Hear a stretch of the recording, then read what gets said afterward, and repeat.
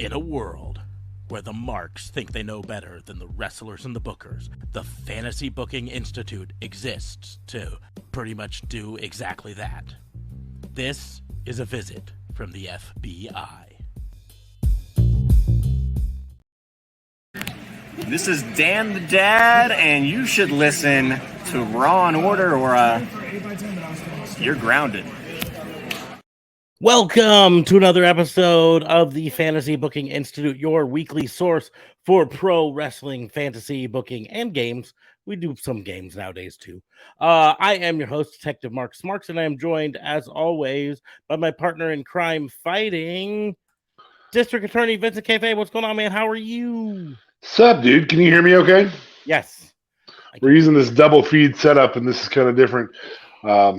I'm changing some things in my house, so I'll be in and out of the office and in the garage, and so I'm doubling up on different avenues. When I'm in the office, I'll be on camera, though. Double dipping. It is kind of fun. Doubling Doubling up. Mm. Double D. Double yeah. D. I don't know if we want to talk about that. This is a family show. DP. Double P. Never mind. So, family show. I almost forgot. We were talking a little bit yesterday about, before we get into fantasy booking, it's something that I feel like needs to at least be talked about a bit. This new WWE title, right? There are two pictures that are out about it. There's the pictures that are taken stills from the unveiling of it on Raw. And then there's the stills that are from the WWE shop. Yeah. And I do think it's important for people to realize that they are not the same. Are you sure it's not just an angles thing? Nope. I will put them up on screen. Give me 1 second to open this one. Okay. And then open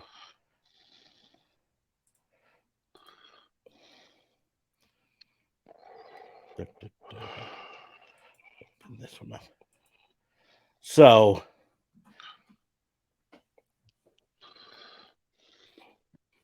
first one I'm going to show you is the one that's on the WWE shop. Okay. Right? This is the one that is the clearest photo because it's the one that's on the WWE shop. Right? It's a product photo. This is, if you purchase this from WWE, you get this one. Right? All right. Yep. Gold lions on the side here. The nameplates on either side, which I assume they look exactly the same as the ones on the current titles, so I'm sure they're replaceable by the whoever's the champion, right? It says World Champion with the big WWE logo. The important thing I'm going to point out on this is look at the colors on the WWE logo. It is silver on the outside W's, right? With a black infill on the middle one, right? Sure, yeah. Also a silver sweep at the bottom. And then behind it, you've got a globe. It's a featureless globe. There are no continents showing on it at all. And it's black infill with gold latitude and longitudes, right? Yeah.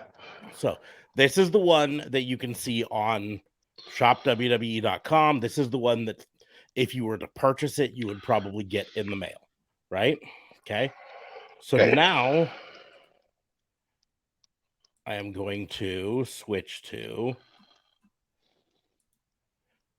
this is a still from they are significantly different. The screen. I like the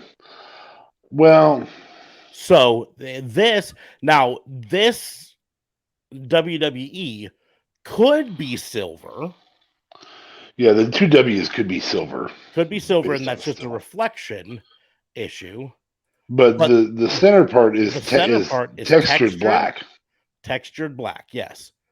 And then the featureless in the background is textured black on the insides instead of flat black like the other picture has. I like the fan purchase one better. I don't. I like this one so much better. I like this one. Okay. Now I'm holding out with one caveat is I do want to see. My ideal would be this WW with the sweep through it be silver, be gold, actually. be gold. For it to be gold, right? Instead of the side plates are gold. It's hard to tell from this one. They were on the other one. On the WWE shop one, they are gold. I would prefer it to be gold to match, to blend in more. Because right now, to me, my biggest problem with the WWE logo in the middle of it is it looks like a giant black hole. It's like, here's all of this gold for the rest of it, and then here's this big blob of black in the middle. That there's no black anywhere else. Now, I would like if they would fill in the world champion.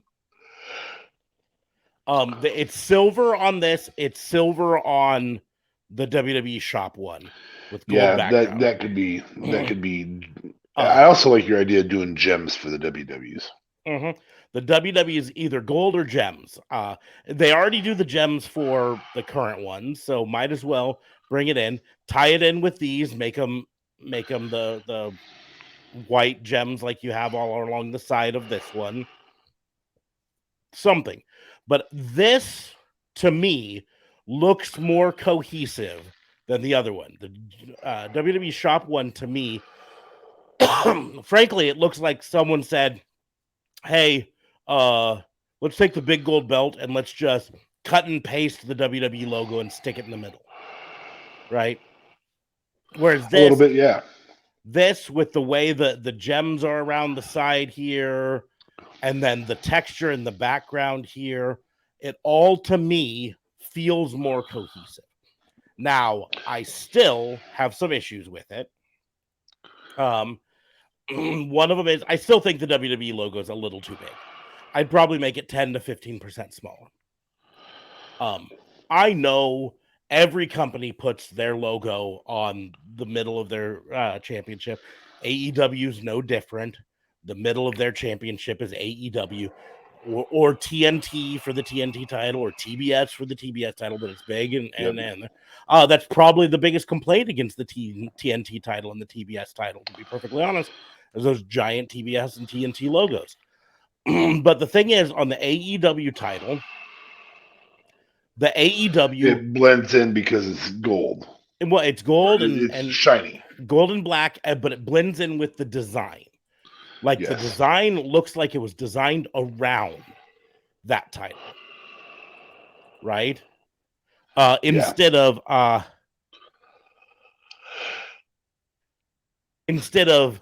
title that just had a logo slapped in the middle of it. The AEW title looks like it was designed around, here's the logo, let's make everything kind of flow out from it, right? So make everything highlighted. I would prefer, like, for the bars on this that say world champion, I would prefer them to have silver background with gold letters instead of gold background with silver letters, right? Stands out more.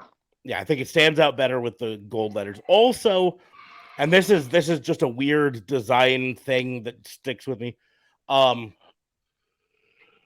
Gold is theoretically more valuable than silver, right? We've decided it's more valuable. It's theoretically rarer, right? So we've decided it's more valuable. So in my opinion, you put the gold as the top layer and silver as the bottom layer, right? To simplify, here is the gold, this is the important. Here is the silver, this is slightly less important, right?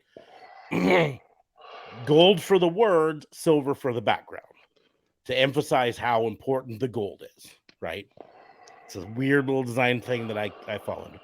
But in the end, I do want to make sure it's important. I say I do not hate this title. I think No, I like it better than Roman's titles. overall, it is a very beautiful title. I just would I would make the WWE logo slightly smaller, and then this is a weird thing that bugs me, more than it probably bugs most people. But if you look at on this picture here, the top of the belt strap here, it comes out and it lines up with the corner of this banner, the world, right? Okay, yeah. Come down to the bottom part of this strap here, comes across, it hits midway through the word champion, right? More specifically, most of that banner is above that line, right? I would shift it all down a little bit. So the banner on the top is even with the same spot on the belt, on the strap, as the bottom is, right? Now, if we made the whole thing a little bit smaller, that would help a lot of it just right off the bat.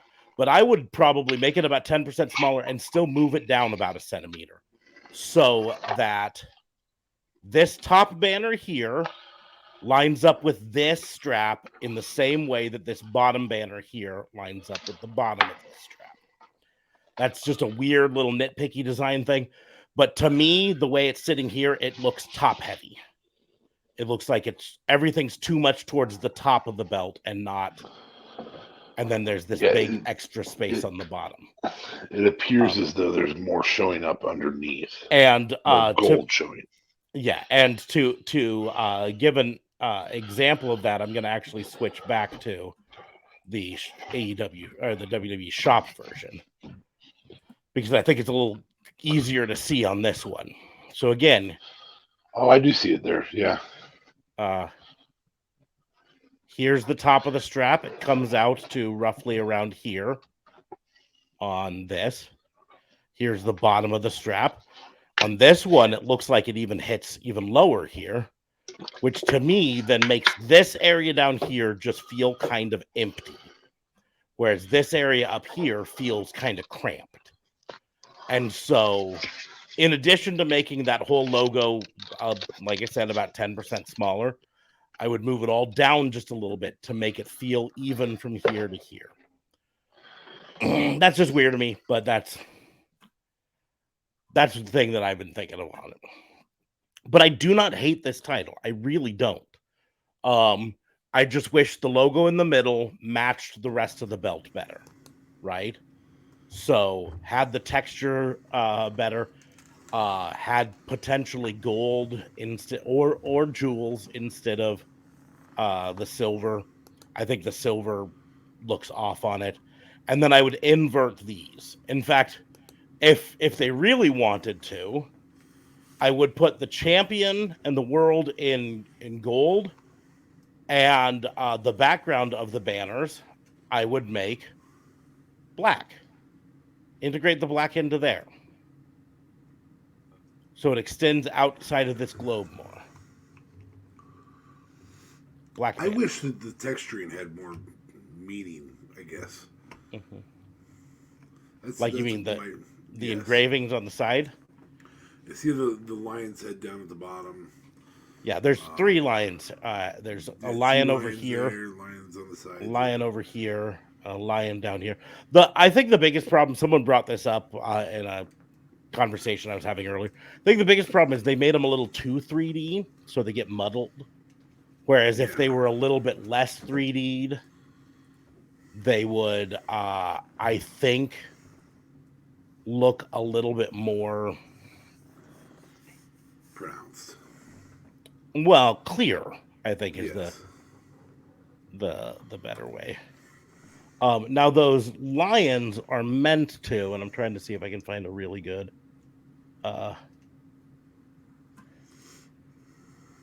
meant to evoke some of the images from the big gold belt. Now I think it's angle of camera on that other one because you can see that black is actually textured as he zoomed in here. Yeah, it's still not textured the same. No, it's mildly textured. And still the WWE looks different. It very much does, and the background, the globe looks different. There's a lot different on them. I've spent a lot of time looking at them, but what I wish if they really to me wanted to pay homage to uh the big gold belt like it appears they want to uh I would uh look at this one. This is not one of the screen used versions. This is a replica, but it still shows off the look overall. Yep, So, you've got a WWE logo at the top, and I don't mind using the WWE globe under that champion under yeah, the crown, or even I would have instead. This is what I wanted to point out. Instead of the lions, I would have done the suplexing man. Yep. On either side. Well, and I like the idea of the nameplate down at the bottom. Mm-hmm. And that's, some of that's me being a classicist when it comes to belts. This is, of course, like I've said before, my favorite belt of all time. The big gold, the Crumrine, whatever you want to call it.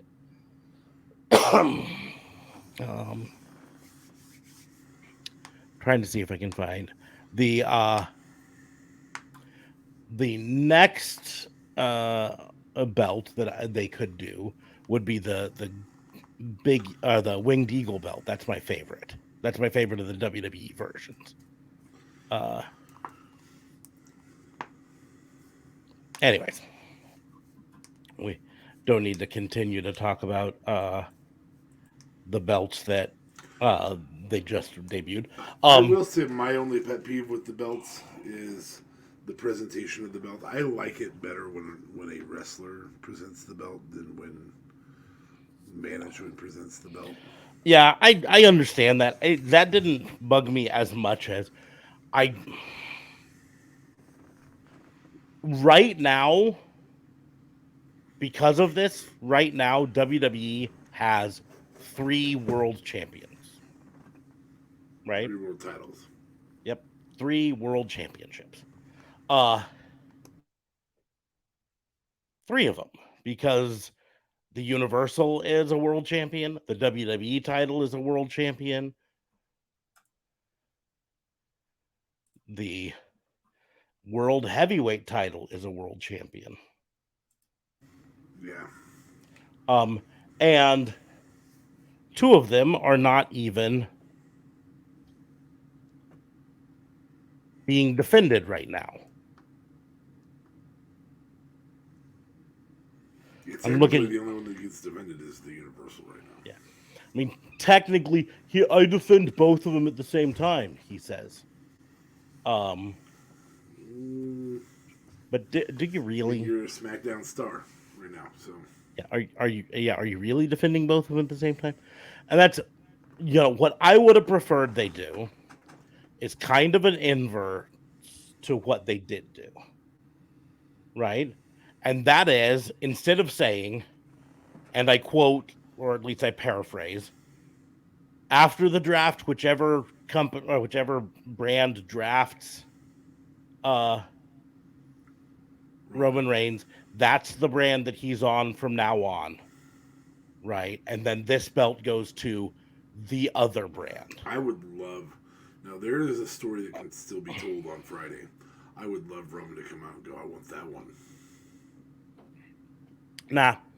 I don't hate that. I'm just saying that that's not the story. Have him in the tournament, and then you could have his loss, not lose his titles. What I would have preferred them to do is the inverse. Say, Roman, now that you've been drafted to SmackDown, you are now exclusively on SmackDown. Therefore, the WWE title is no longer being defended on Raw, and we're going to now force you to unify them into one belt. You can choose which one of those belts you want to represent your new WWE or Universal. Yeah, whichever one of those belts. The WWE Universal for all we Yeah, care. you can call it the WWE Universal, but you get to choose which one now represents yours. And then after Roman says, "Okay, I'm going to do this one," and holds up the Blue Jam belt, whatever. This is my belt from now on. Yeah, okay, great. Now that that's all settled, now Raw needs a new champion. And because of that, here is the new Raw Championship belt. And then debut the belt, right? Yeah. So then it comes out and it's debuted for a specific brand. And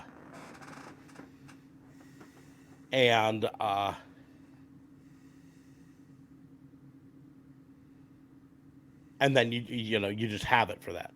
I'm just, sorry, I'm keep distracting myself looking at different angles of the new belt. I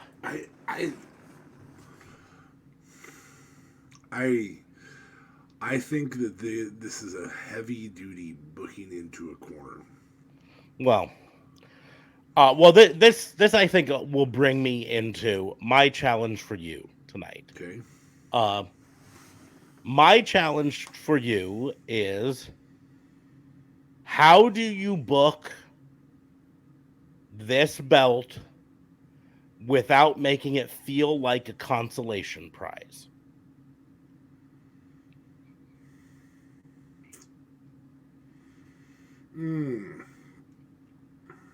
Now, one of the Do I things have to keep the existing stuff that we have?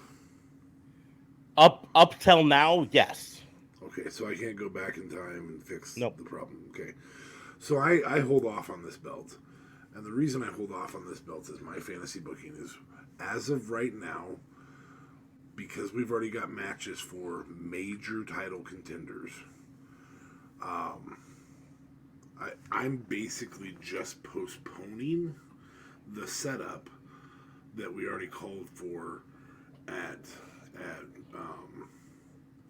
Mania, where it was Sami Zayn and Cody. The fire is off of Sami Zayn. The heat is off of Sami Zayn. The excitement has fallen dramatically, and it's unfortunate that they didn't capture that lightning in a bottle, because I think it would have been great. But because I have to deal with what I'm given right now, I don't present this belt last night. 2 nights ago, sorry. Mm-hmm. Rather, I have Roman in a match at Clash of Champions, or whatever it's called, Night of Champions. And I just have him... realistically, I probably have him face, trying to think of who I'd want him to face that he can beat, that I'm fine with him beating.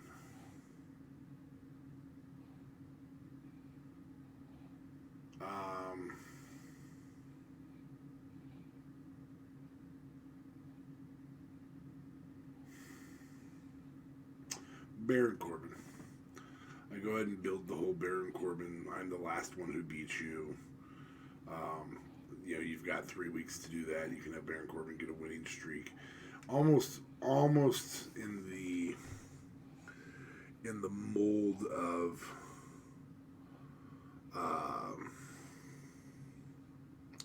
the Indian guy. Not Veer Mahan. Jinder Mahal. Jinder Mahal, thank you. When I said Indian, I meant Indian, not Native American. Okay. Yeah. Very similar to when Jinder got it off of Randy Orton. So I have, out of nowhere, kind of Baron Corbin be a contender. Have him win, a small tournament to face Roman. 3 nights, you can do an 8-man tournament. You could do all triple threats, whatever. It doesn't matter. Have Baron Corbin be that contender because he hasn't faced Roman for the title, and he was the last person to pin Roman.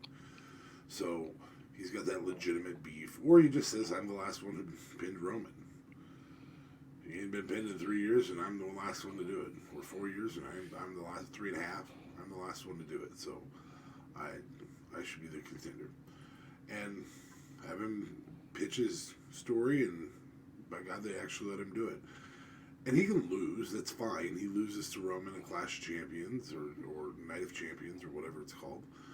But at Night of Champions, it is determined that the winner of Brock and Cody gets a title shot.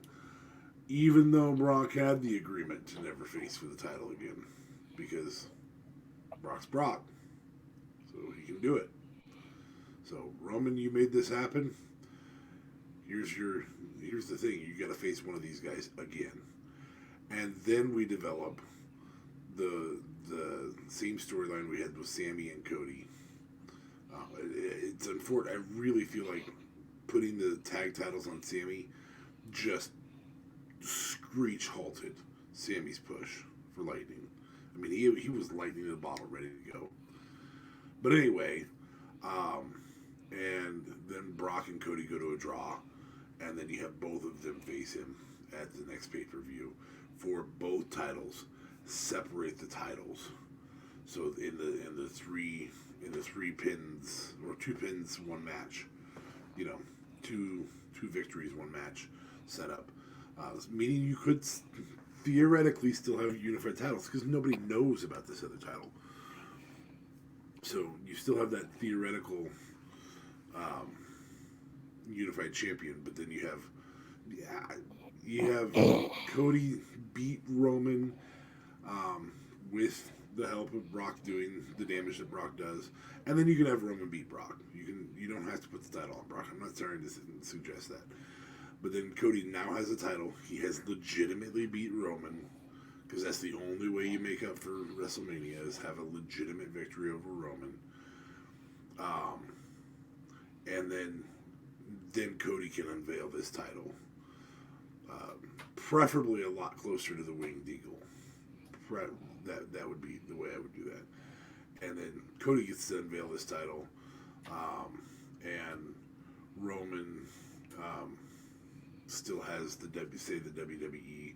It would have to be the Universal, unfortunately, that Roman still had. And the reason it would have to be the Universal is because that's his long championship reign. So, okay, so he has the Universal, and Cody replaces the WWE World Championship with the WWE World Championship that they have now. Or WWE Championship with the WWE World Championship. And then you can separate and move your storylines from there. I think the only way to really legitimize this champion is to have this champion beat a champion. And I think the best way to do that is a triple threat where both titles are on the line in separate falls. And then I understand what you're saying. You do this draft and you put Brock on SmackDown and you put Cody on Raw, knowing that they're going to go into this match and they've already set up this match and everything. Knowing that Brock is a part-timer, whatever. Knowing that Brock hasn't performed an actual match on Raw since 2002. And now okay, fine, he's a SmackDown guy. Whatever. Let him be there. And then Cody has a title on his shoulder, and he gets to unveil the new title. I think that's the best way to do that without delegitimizing it, and instantaneously it makes the feuds better. It also means that maybe Cody exposes Roman's weaknesses. More importantly, if I could push it longer, I would, because I want Roman's weakness to be the fact that he's lost the bloodline. And I think Solo Sikoa is the piece for that puzzle. Because Solo has only lost 1 match, and people weren't there to help him. that Solo's the reason he beat Cody. He can also be the reason he beats Brock, I suppose. So you can have that first feud. Man, you can't do it without me, you know? Like, I wasn't able to be there to protect you from losing to Cody, and Cody beat you fair. And oh, by the way, when I was there, Brock lost to you fair or unfair. I'm the reason you're a champion, and then you can have the Solo match with Roman. Solo would lose. I would not make Solo a champion right now. But I think there's a story that can be told there, and then you don't, because you've burned the Jey Uso, you've burned the Jimmy. Well, you're not gonna do the Jimmy Uso champion. Solo looks like a viable contender right now. This moment, right now, Solo still looks like a viable contender. In fact, he looks like one of the top 10 most viable contenders. And if Roman needs help from Solo for, say, Baron Corbin, that you're already telling that storyline a little bit. You can start sowing that dissension for the next pay-per-view where Brock and Cody are taking him on. Hell, that's Money in the Bank, isn't it? Next after Backlash. Yeah. Give me a second. Is it Backlash? I thought it was. Okay, so there's Backlash and Clash of. Yeah, there's Backlash, then Clash of Champions. But Clash of Champions This is the Saudi show. is a Saudi show, so it doesn't technically take the spot of a pay-per-view. You know what I mean? So according to this, Backlash on May 6th, Night of Champions on May 27th, July 1st, Money in the Bank. So Cody could be. As of right now, they don't have a June pay-per-view scheduled. They could put Cody in the Night of Champions tournament then. Because him and Brock are at Backlash.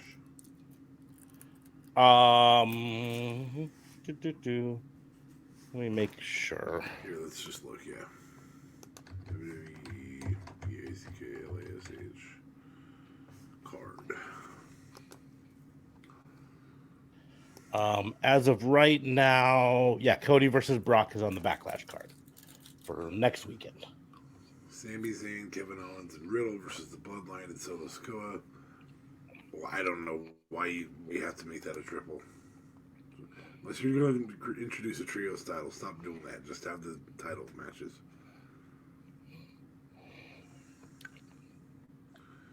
Theory versus. They're doing it so they don't have to have it be a titles match. I know. Rhea versus Zelina Vega. That's not going to be a fun one. So wow, this is going to be a garbage pay-per-view, isn't it? Well, as soon as they threw Omos versus Seth Rollins, I was like, oh, great. Yeah. I mean, your best match here is Cody versus Brock, which will probably go longer, which is nice. Mm-hmm. Bianca versus Io shouldn't be bad. Oh, that's not listed on the page I'm on. Okay. Yeah, that's a good move. But,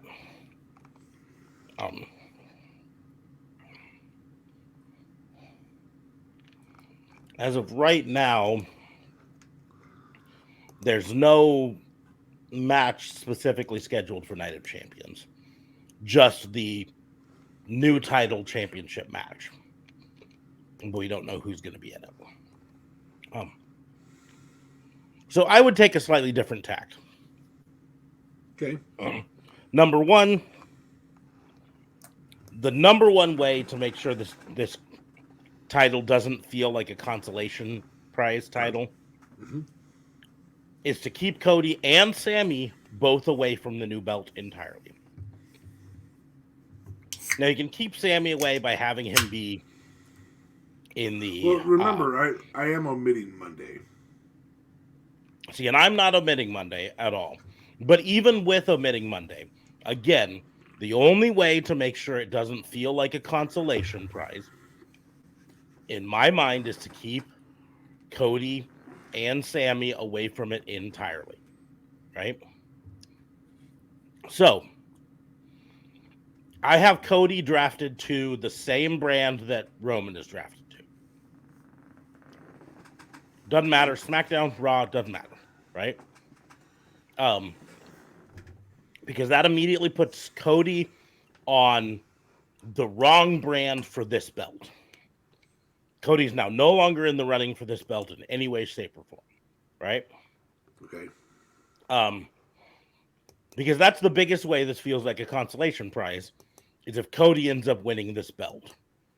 This is we didn't let you beat Roman at WrestleMania. Here's your consolation prize of a new belt that we created just for you. You then, in the tournament, pack the tournament with former WWE and Universal champions. Right. You can keep Sammy away from it really easy by having him continue the tag team storyline with Kevin Owens. So he's out of the picture, right? But you can have Finn Balor, former Universal champion, for one day. I know, but still counts. Seth Rollins, former world champion. Bobby Lashley, former world champion. I know he's currently in a whole feud with over the U.S. title, but put him back up. Potentially someone like Drew McIntyre, bring them over the thing, right? Brock Lesnar. All of them in the running for this new title. So whoever wins this new title has to have beaten multiple former world title holders, right? Mm-hmm. Especially if you have them beat Brock Lesnar as one of them. That sets them up really good. My personal choice, I know it's cliche for me to say it, but that's Finn Balor. Put Finn Balor on a hot streak. Have the finale, the final match, be Finn Balor versus Seth Rollins for the world title, the world heavyweight title, with Finn Balor winning and having a run with it, right? That way, to me, doesn't feel like a consolation prize. It's someone who beat multiple world champions to get there, including a title match against a former world champion. And they win. Then to even clear it up even more, that it's not a consolation prize, you tell the storyline of Cody working his way back up to a match against Roman, and beating Roman for the unified title.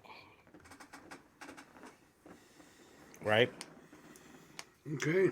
Go ahead and get Roman his 1,000 days, because you can take a couple months to tell the storyline of Cody working his way back up to the title shot, right? Mm-hmm. But when he wins the world title, the unified title, he makes a point to say, this is not the belt that I wanted. This is the belt that I wanted. And he replaces it with the Winged Eagle belt. So now the main belt on whatever program Cody and Roman are on is represented by the Winged Eagle. The main belt on the other program is this new belt. You've got a storyline of the person who worked his way back. I still think it was a mistake to not have him win at WrestleMania, but it's neither here nor there. It is what it is, right? Mm-hmm.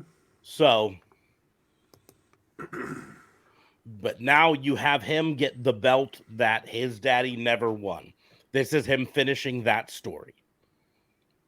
It's also him finally being triumphant over Roman Reigns. It then allows Roman to take some time off to recoup and go to Hawaii and surf and, I don't know, film another movie with his cousin. Although, in a side note, The Rock seems to be working really hard to burn a bunch of bridges in Hollywood. And so he still Well, has you say that. he still has a production company, so he's still going to make movies, right? Mm-hmm. But he burned a whole lot of bridges with Warner Media, because he's seen as a lot of the reason that the Shazam movie failed. He's seen as a lot of the reason the Black Adam movie failed. Because the stories have come out, refused to ever share screen time with Shazam, even though Black Adam is a Shazam villain.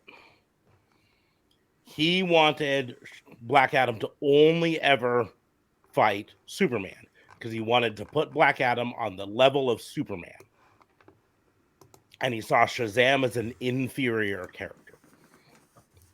Whether it is or it isn't, whatever, right? But that hamstrung Warner Brothers in their making of Shazam and then Shazam 2. He pushed hard, and the feeling is he used Henry Cavill as a tool to try to exert control over Warner Media to get Henry Cavill back as Superman because he wanted Henry Cavill versus his Black Adam. So Warner Media is all angry at him now. Black Adam is 100% out of the future plans for DC. Right? That's been burnt, right? Now, I'm going to take you back to a few years ago, like 5 years ago or so. 6. He was in the Fast and Furious movie. Yeah, he wouldn't play nice with Vin Diesel there. And he had problems with Vin Diesel. Now, at the time, I was like, come on, Vin, play nice with The Rock, right? In hindsight, I'm now like... It's a little bit like John Cena. Come on, play nice with CM Punk. Yeah. Or was, The Rock the asshole the entire time. Well, reports now are coming out that The Rock may have been the asshole the entire time here. And that for this Fast and Furious 10 movie that's about to come out, The Rock's character of Hobbs is going to be killed off screen. Off screen. Mm-hmm. I don't even want to have him come back to play the game. Yep. And specifically killed off screen to kill any chances of there being a second Hobbs and Shaw movie. Oh, well, they can try prequels and stuff. They can try. However, they can't go too much prequel because prior to Fast 7, Hobbs was... Yeah, they didn't know each other, and Shaw was a bad guy. Correct. So, and prior to Hobbs and Shaw, they didn't get along.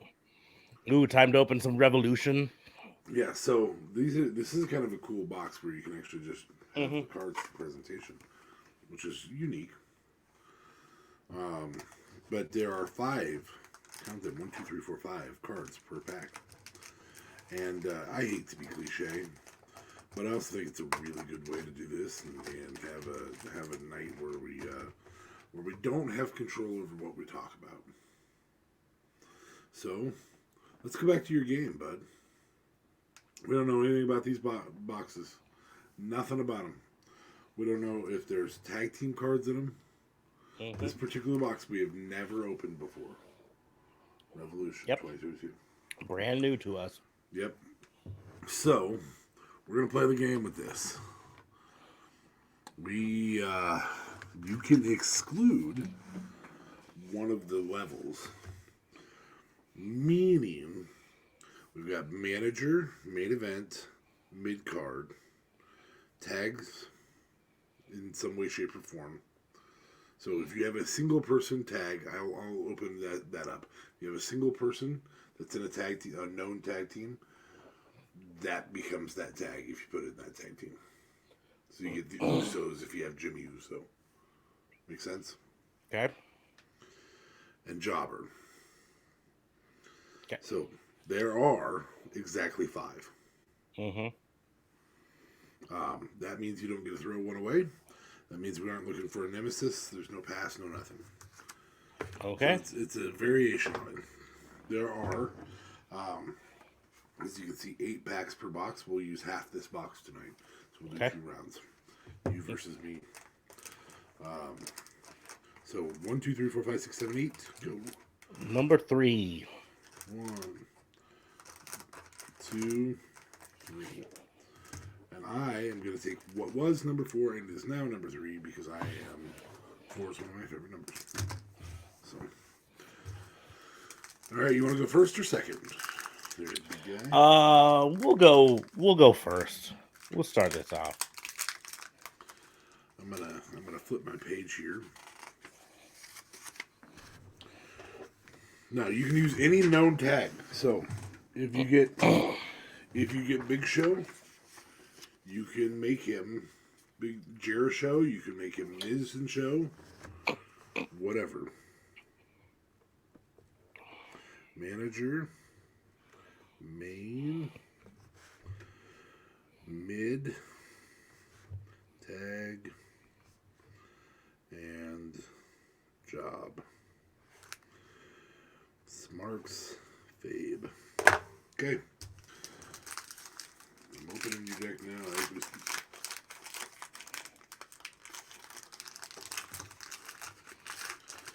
I'm going to work my way from the front of the deck, hoping that that is not the chase cards. Your first card. God, that's a good looking card.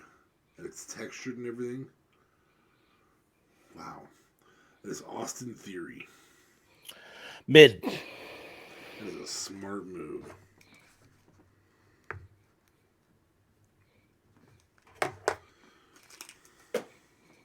Sorry to steal your game. It's just easier. It's fine. It's a fun game. Mako Satomura. Mako Satomura. Guess Jobber. It's a bad jobber, but it's the best place for her. From what we have, yeah. Cora Jade. Cora Jade. Give me just 1 second here just to make sure.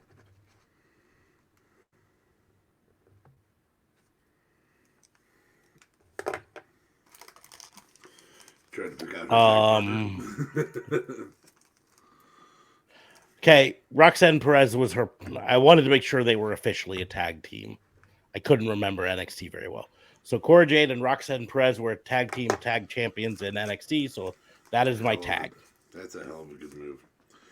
You are going to regret your jobber. Mansoor. Well, it sounds to me like that means he's manager. Praying that we were in the right order here. Oh! Take your pick of these two for your main eventer. Otis and Chad Gable, Alpha Academy. Fuck, neither of those are really set up to be a good main eventer, like historically speaking. It's Chad Gable. Chad's the man. That's all right. Fucking BA. It's unfortunate that they aren't in WWE. Alright, I'm going to open mine in the same order. I will draw from the front to the back. I'll hold them up as I open them. Speaking of Mansoor, did you see the latest WWE news that involved him? Huh. WWE and Vince McMahon are getting sued again. Oh, Jesus. This time by a former WWE writer. She was writer there from 2020 to 2022. She was fired late 22. Okay. She is suing them over false termination, right? That's the main thing she's suing. She wants her job back.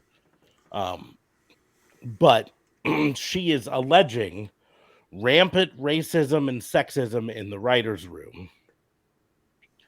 And she's alleging that she was wrongfully terminated because she complained about it to HR and nothing was done about it.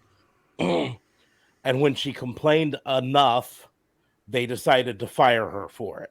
Now, important to note, officially... That would not be how she's fired. Hmm?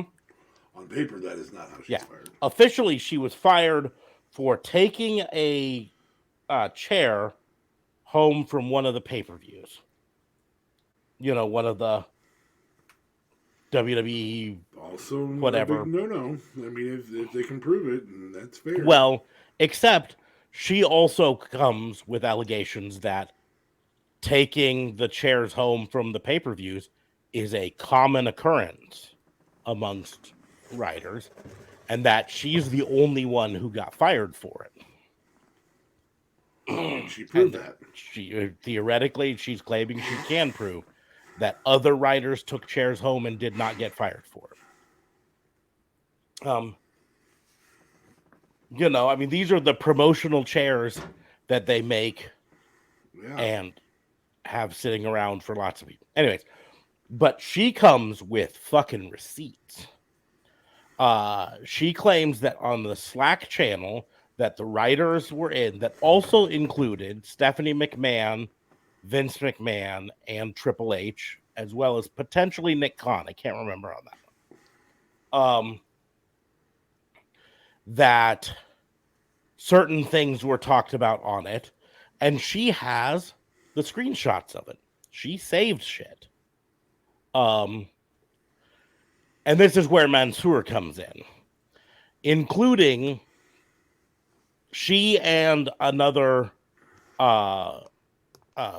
writer were pitching a storyline. I'm trying to bring it up so that I can specifically reference some of the things specifically from it. But David Bixenspan has put up a lot of the stuff. I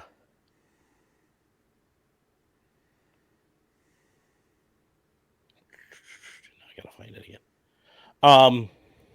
Anyways, so the plaintiff and Miss Silvers, the only black writers on the team at the time, were tasked to pitch a love storyline angle between wrestlers Aaliyah, Angel Garza, and Mansoor, who are both Muslim. I did not know Angel Garza is Muslim. But we did know Mansoor.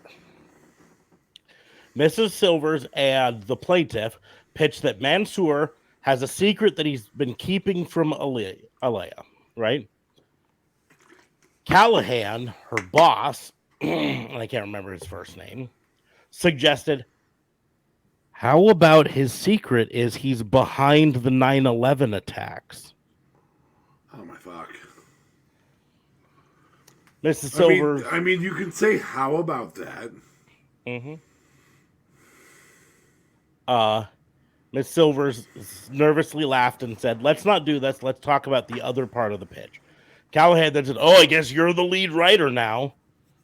Miss Silvers again laughed nervously and said, "Just for the moment, can we talk about something else?" Following this, whenever a writer asked Callahan a question, he would reply, "Ask Miss Silvers. She's the lead writer now."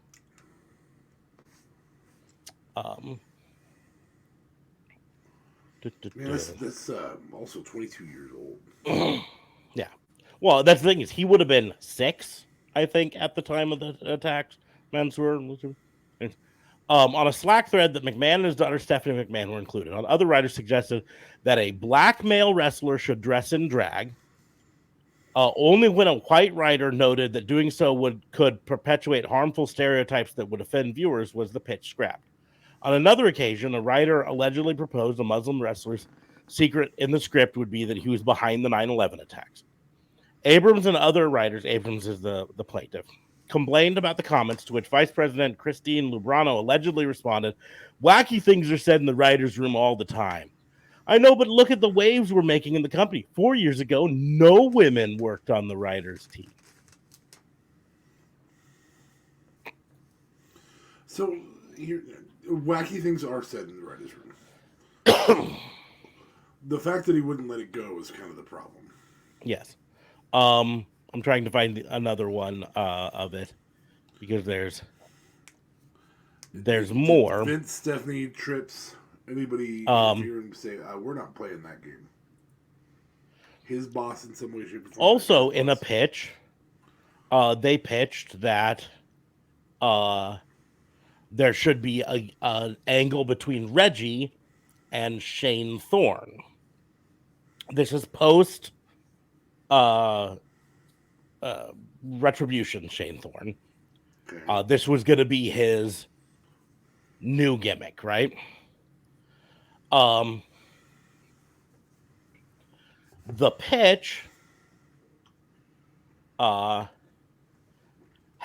Shane Thorne, because he's Australian, the quote was, "How about we do a Crocodile Dundee thing, but instead of hunting animals, he's hunting black people."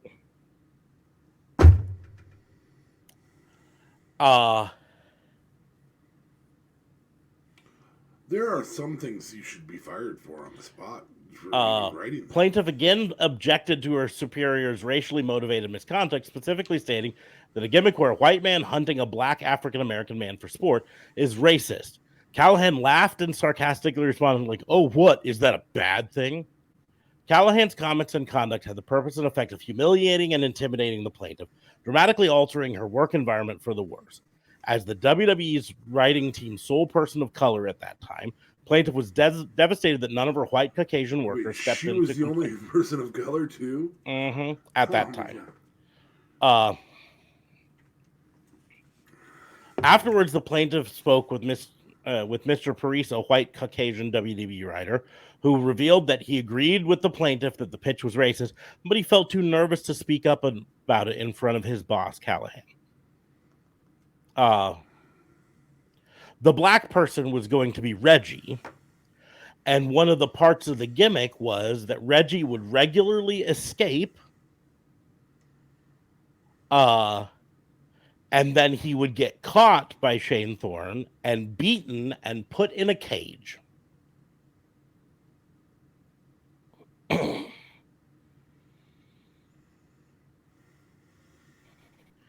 And this was in 2020 to 2022.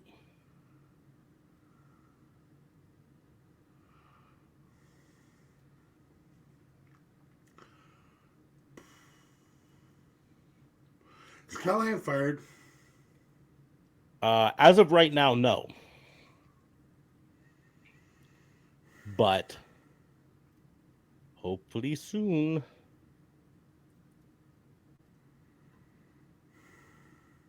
Homeboy wants to play politics too much. And dirty, gross, yucky politics. I mean, here's the deal. And I don't, this isn't very soapbox. Neither of us enjoy going on soapboxes. But obviously there's a lot of politics business stuff lately. For both sides of the political aisle that you and I exist on the opposite sides of. And I have numerous times had to look at people and say, I don't give a rip if a beer company puts this on there or a beer company puts the exact opposing entertainment on there, opposing viewpoint on there. I don't think a beer company should try to play politics. That's the problem. So I'm gonna point something out here on this to talk about this beer company. We're not gonna get too heavy into it because this No. isn't the thing. But No. the beer company wasn't playing politics. No, I understand. They were not. No, I understand. They sent one personalized can to an online influencer. One personalized can. I understand that. Not a whole case of them. Not a whole thing. Not sending it out to the stores. Not an ad campaign. Right? They sent one personalized can to an online influencer. In fact, to be precise, they sent many personalized cans to many online influencers, but one specific online influencer Correct. happened to be a transgender woman, and that triggered people to go overboard If with you response. released a can with Donald Trump on it, I would be equally frustrated. But again, they did not release a can. They did not. Okay, This if can the is issue- not available and anywhere this is else. What I was telling people is I don't give a rip what side of the Yep. politics you're on. Same goes with this. This dude is a filthy human being in that writer's room. Mm-hmm. Filthy human being who's focusing on. I thought for sure you were going to have him violate some religious beliefs of two Muslim characters, and I thought that they were going to imply a gay relationship between Mansoor and Angel, which would have just violated their personal religious beliefs. Regardless, you came up with something actually worse than violating the individual's religious beliefs, and you said they planned the 9/11 attacks at age 6. Mm-hmm. You found the most vile recognition that you possibly could of people with Muslim beliefs, Islamic beliefs, and you presented that.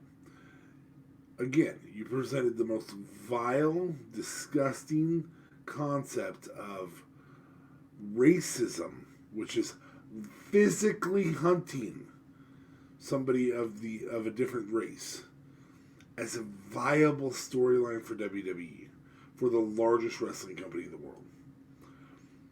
And then the people who say, hey, this is probably not a good idea, they're the ones who get fired rather than the dude who presented that.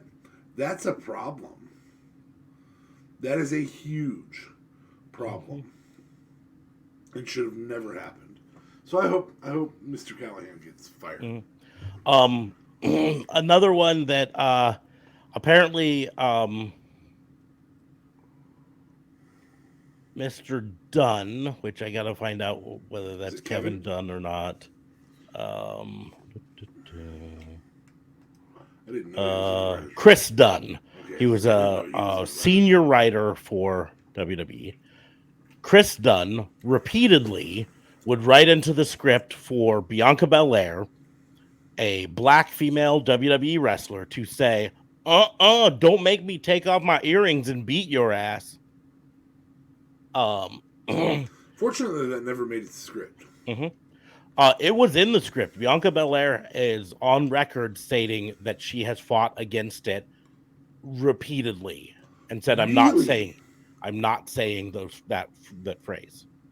I mean, she has her own phrase that some people misconstrue as a racial phrase, but the girl, which is really just Bianca Belair's phrase, it's not a racial phrase. But in the conversation with Miss Belair the following day, why is there the take off the earrings? Because that's the racial stereotype of let me take these earrings off first.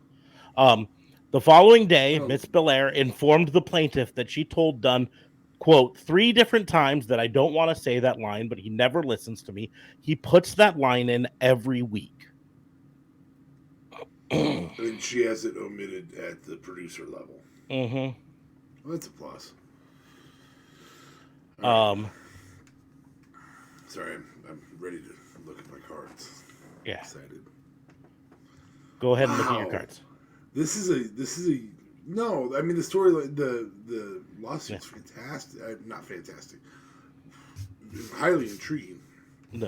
Following plaintiff's complaint, defendants increased the intensity of their discriminatory misconduct, including deliberately subjecting plaintiff to a number of racist pitches. By way of example, was discussed in the WWE's Writers Slack channel before a show that a new wrestler at the time, Reggie, would dress and drag complete with wig and tights so that he could partner with Carmella, a female wrestler, in a tag team match against other female wrestlers.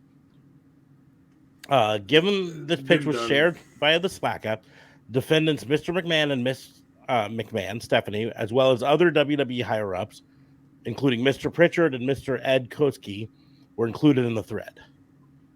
Plaintiff's co-worker responded to the thread, observing that putting a straight black man in drag might perpetuate harmful stereotypes that would offend viewers.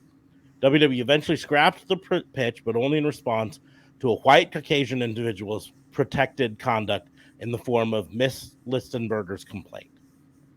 By way of another example, WWE forced wrestler Apollo Crews to speak with a Nigerian accent just because of his Nigerian lineage. Apollo Crews is black, Nigerian born. Both of us thought that was garbage. Yes.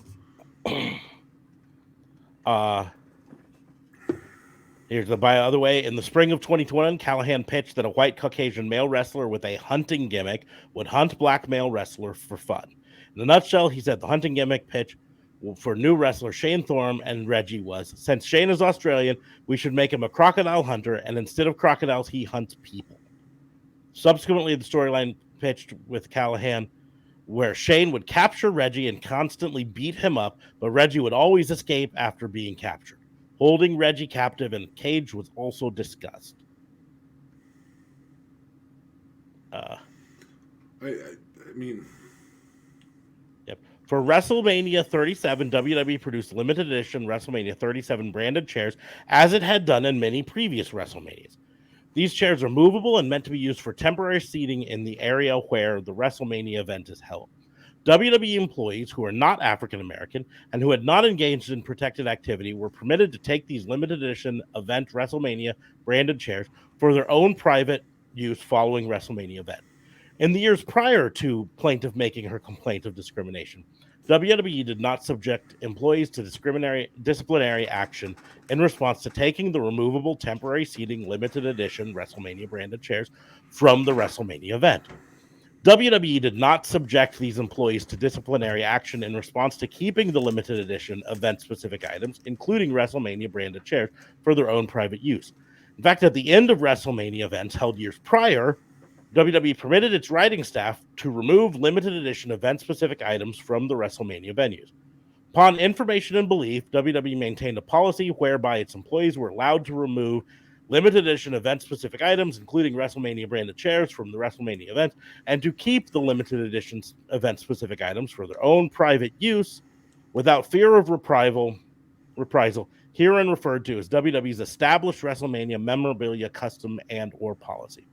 On or about May 2021, there's as a result, an open policy, a written policy about it. It's not written, but it's established because they have not ever punished anyone for doing it. That makes it an established policy. Okay. Right? On or about May 2021, as a result of plaintiff's excellent work performance, defendants hired her as a permanent employee writer. At all times herein, plaintiff was an exemplary employee who did not disobey orders or directives from her superiors. Plaintiff performed all duties assigned in a diligent and thorough manner. However, plaintiff asserts defendants engaged and continue to engage in a pattern and practice of discrimination against black female employees, African American female employees, and other minority employees. And so here's other examples of things. But then in the end, like I said, she was officially fired because after WrestleMania 37, when other people took chairs home and didn't get any reprisal. She took a chair home and got fired for it. Anyways, there's more to this, but let's go back to the game. Yeah. Because I got to see how badly I lose. So, first card.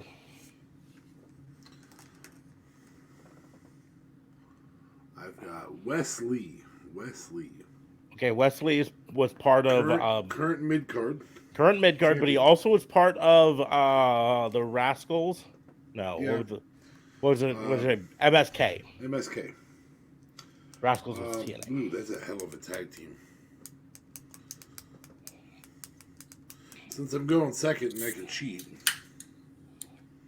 Since you're going second, and you know that there may be a tag team specific card in there. That's also true.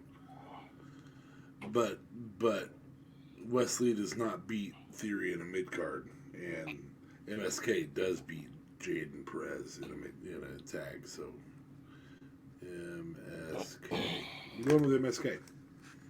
In ring performance only. I don't give a rip about their personal lives. I do, but not for this game because I have the card already.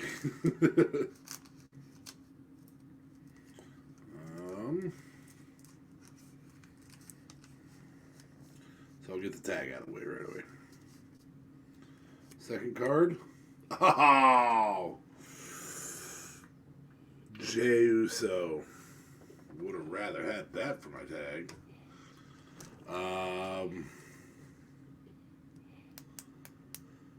I am going to make Jey Uso my main eventer because it's main event Jey Uso. It makes our dispute better.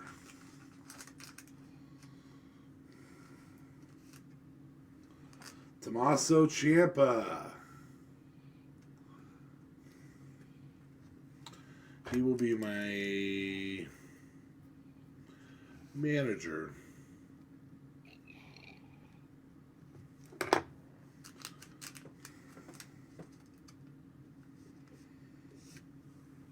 Nash Carter.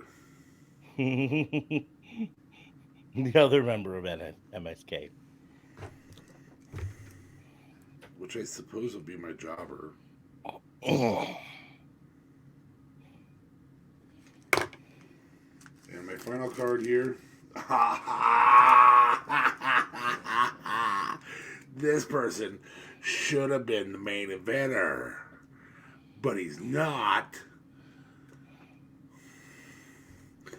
Seth Franklin Rollins in a Supernova card. It's actually a really cool looking card, I gotta be honest with you. That is a very cool card. And all I'd seen was the bat. So I hadn't seen the design that I'd missed. So, very cool card. And he's obviously stuck in mid card. So, all right, so here's the breakdown. We've got Mansoor and Ciampa. Ciampa is the manager. Yeah, I would agree. He's great on the mic, and I don't know if I've ever heard Mansoor on a mic. Mansoor wins like cut a promo on the mic. Mansoor wins once a year when they parade him out at a Saudi Arabia event. And yeah. Hey, cliche guy. Gable. That's the big thing I do want to point out, right?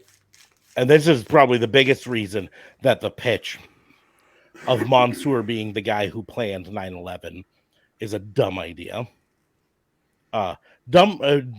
Bigger than him only being 6 at the time. Bigger than the fact that it's fucking racist as fuck. He is your only Saudi-born wrestler, and you have a $1 billion contract with Saudi Arabia, who I want to point out, most of the actual terrorists and 9/11 were Saudi, right? But I am fairly certain that the Saudi royal family would not appreciate prefer to distance themselves from this particular thing being pinned on your only Saudi-born wrestler. We'll come back because I think we're going to have a tie. Or we might be close to a tie. So we're going to skip the main event because it's also the best debate. Mid card, this might be the best debate, but we're gonna go ahead and talk it. Theory and Rollins. Theory is probably long term the better mid card wrestler. I know Unfortunately, WWE right now- feels like he's the next John Cena and he's gonna run the show in 5 years or whatever, and he might. I just feel like he's gonna be kind of a mid carder for most of his career. Yeah, I do not see him being where Seth Rollins is on the main card. However, currently, he does hold the mid card championship, so you have that argument there. Rollins, on the other hand, has held more mid card championships. Indeed, yeah. And is certainly carried Theory in some matches. That Theory, and I'm not saying he's not a guy that needs carried, but part of his skyrocket is the quality of match he's put on with two really great performers in Lashley and Rollins. So, what do you got? Is this a 2 lead for Fabe because of time, because of when it is in history? Because that's where I'm at. But of course, I'm Fabe. So,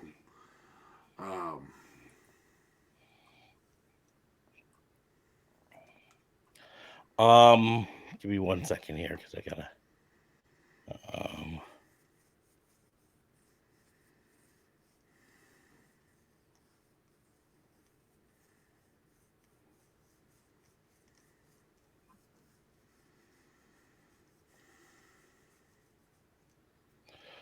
So, my one argument that I will put out there, and then I will rest my case, and you can make your argument, because I do understand your points.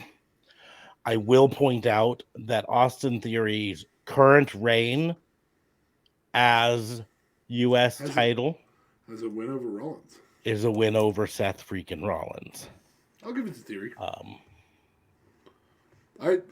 I brought it up. I didn't have any problem saying that. Yep. I just wanted to make sure before I quoted anything. So, MSK versus Cora Jade, and Roxanne Perez. There is no tag team. Now, the fact that Nash Carter is no longer with WWE makes me very, very sad. But MSK is the most entertaining tag team I've seen in ages of in-ring work. That I went, wow, when I first saw them. I'm not saying that I don't do that. I do that all the time in a Lucha Brothers match. I don't do it as much with the Young Bucks as people would like to think. But I think this is an MSK win. And because of that, I think I have to pull Nash Carter out of the jobber category. Because that makes this really fun. I think even without pulling him out of the jobber category, I do feel you probably win this one here. The MSK. Okay. But I also think that you win the Mato Satomura jobber. Mm-hmm. She's never been in any title picture. They've kind of tried-ish. Not really. Yes. So you win that one. So it is tied going into Gable versus Jey Uso.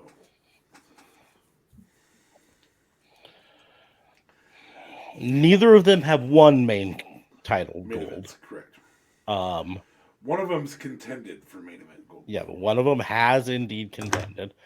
I know who you'd rather see contend. I'd rather see Gable contend for main event gold. The biggest problem, and this is the thing that's always going to kind of hold Chad Gable back, is size.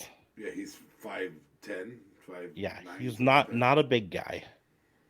And regardless of the fact that he could fucking wrestle almost any person under the table, and I do mean almost any person.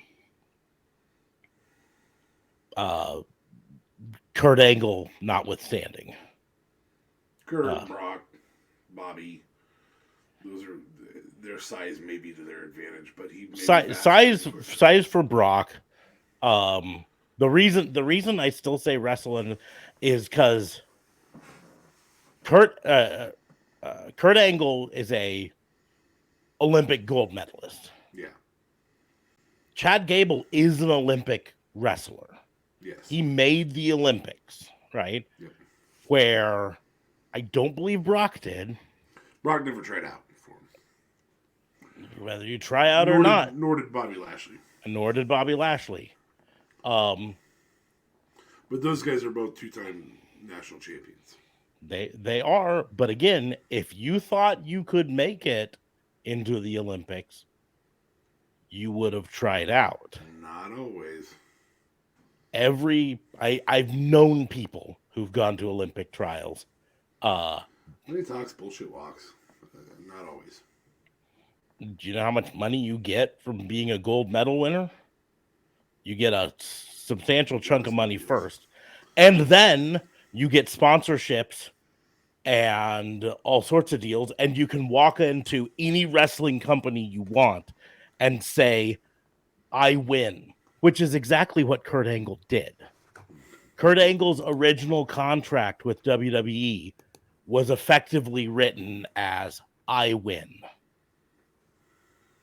because he could demand that. Anyways. Yeah. I listen, I'm not saying anything bad against Brock or Bobby Lashley. Any one of them could beat me 6 ways till Sunday, right? But Dolph Ziggler could beat you 6 ways till Sunday. Yeah, sure could. And he's just a former college wrestler. Yep. But Chad Gable could beat me 6 ways till Sunday and then beat me twice on Sunday. He'd stretch you out. So, the question is, in professional wrestling, not amateur wrestling, Gable or Jey Uso? I'm going to leave it in your corner. I'm still saying Jey Uso in the end. Okay, you were saying yeah, that's where I was too. Because in the end, he's actually been a main eventer. He's actually been a main eventer. Also, and this is important because we're talking professional wrestling. He wrestles mostly as a heel, and he's got people in his corner. Even with the bloodline disbanded, he's still got a person in his corner that is a bigger person in his corner, metaphorically speaking, than Chad Gable would have. Yeah. All right. So there are 1 through 6. You can still use 6. 6. Okay. So you're taking 8 from the original set and 6 now. And I'm going to take 5 from now and 7 from the original set, as 7 is my favorite number. So, I'll go first out of a courtesy to you.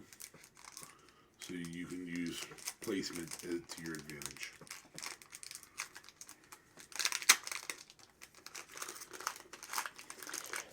Is that fair? Sure.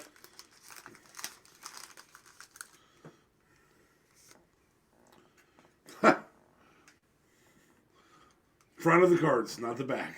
Seth freaking Rollins. Well, I think we know where that's going. Main event. Second card. Damian Priest. This is a hell of a pack. I'm going to take him in the... I'm going to put him in the tag with Judgment Day. So which tag partner? Name it now. Finn? Okay.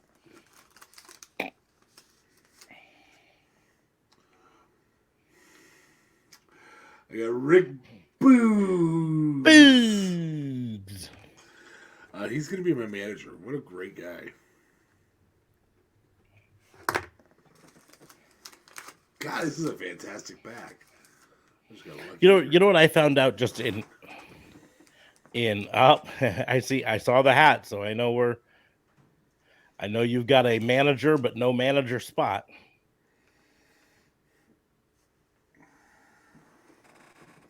It's JBL. Those are really good looking cards, I got to be honest with you. I like them. They are fun. Wish I could find them at my stores. You have a store online called Amazon. You can do that. JBL is going to be my mid carder. He did really do a ton for the U.S. title when he had it.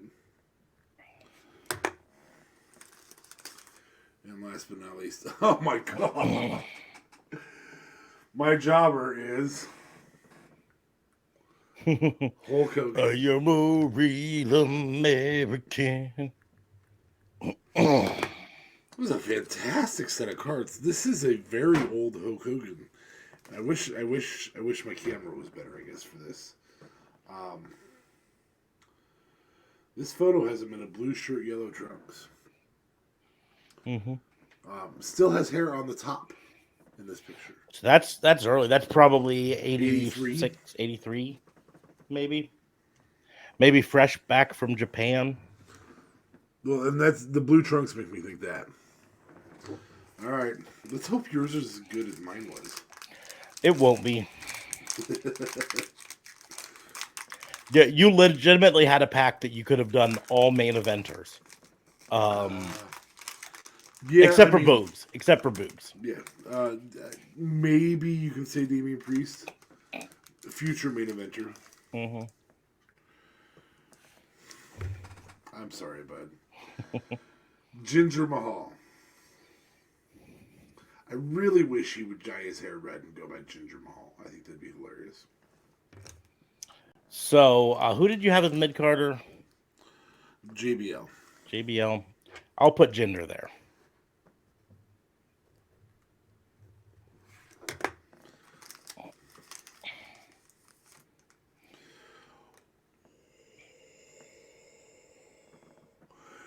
Becky Lynch. Big time Bex, main eventer. Baby. It's a very interesting main event battle. Mm-hmm. Kushida. Miss you, man. Yep. Miss you on my WWE TV. He's now on Impact. Jobber. Really? I don't know where you put him with the tag, I suppose. So. Mm-hmm. Ooh, this looks like a really cool card. Oh, you just won the tags. Oh my gosh, you just won the tags. Seth Rollins. The Shield. The Shield. Yep, that's tag right there. Boom. I would also mention this is a numbered card. So, the Blue Revolutions are numbered. This is number 22 of 199. So that is like a guaranteed win for you. Way to delete Dean from history. Oh my god, you fucking manager. So my manager is... This is a Shockwave card. I love the Shockwave. I'm trying to move it so that you can't see who the wrestler is. It's pretty cool. Your wrestler is Sami Zayn. Sami Zayn as manager. I'm cool with that. You are good with that, bud. I am good with that. Let's work from the bottom up. We have Hogan versus Kushida as a jobber. I think you obviously have that victory. As a jobber, yes. As a like any other position on the card. Well placed on Kushida there. Tag teams. I've already conceded this when I pulled your card. Mm-hmm. Somewhat because of the quality of the card. Mostly because the Shield has way more history than Judgment Day does. Mm-hmm. And they're both multiple-time tag team champions. So you've got me at the Shield. Mid-carder, Jinder Mahal versus JBL. What mid-cards has Jinder won? That is a very good question. I'm going to look this up. You look up Jinder, I'll look up JBL.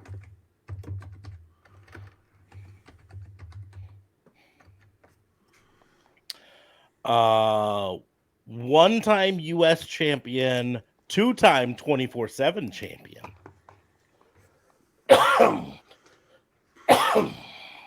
Excuse me. He also won Wrestling Observer's Most Overrated in 2017.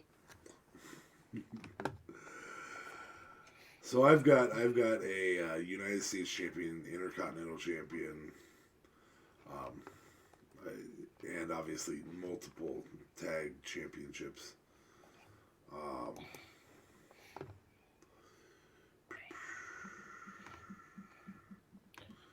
I think this is a JBL win. I don't know. It sounds to me like you said one United States and one Intercontinental, where that's just two, whereas Jinder has one United States and two 24/7 championships. That is three. How many tag titles does he have? Which is a mid-card title. Tag's not a mid-card title. You really want to go up 3-0? Is that what you're trying to do when you know you've got this in the bag already?